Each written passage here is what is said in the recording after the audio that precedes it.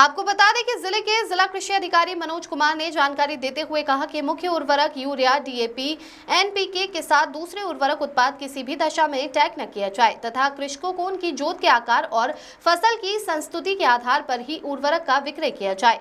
जो भी विक्रेता भारत सरकार द्वारा जारी टॉप 20 की सूची में आता है, अर्थात कोई किसान जिसके पास पर्याप्त जमीन नहीं है और वह किसान किसी माह में 40 बैग या उससे अधिक यूरिया खरीदता है तो इसकी जाँच की जाएगी।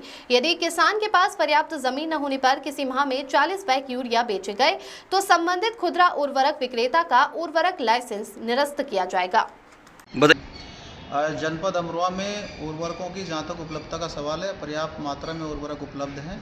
हमारे यहाँ पे 7000 MT से ज़्यादा यूरिया है।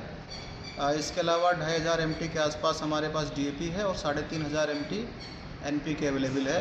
तो किसी तरह की उर्वरकों की कोई कमी नहीं है। इसी के साथ साथ मैं ये भी बताना चाहूँगा कि इफ़को की एक रैक 1-2 दिन में गजरोला रैक पॉइंट पे लगने वाली है, तो 2600 MT यूरिया हमें और मिल जाएगा।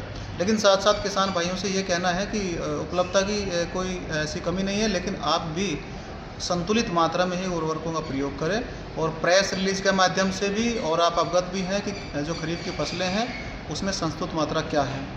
उर्वरक जो विक्रेता हैं उनको भी ये निर्देश दिए गए हैं कि जो किसान की जोत का आकार है, जो फसलों की संस्तुति है, उसके आधार पर ही उर्वरकों का विक्रय करें और अभिलेख अपडेटेड रखें।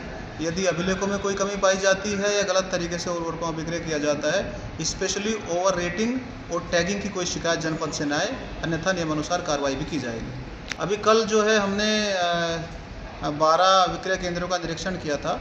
हालांकि कोई अनियमितता सामने नहीं आई, लेकिन फिर भी कड़े निर्देश दिए गए हैं कि नियमानुसार उर्वरकों का विक्रय करें और स्पेशली टैगिंग और ओवर रेटिंग की कोई शिकायत जनपद में आई तो कार्रवाई की जाए।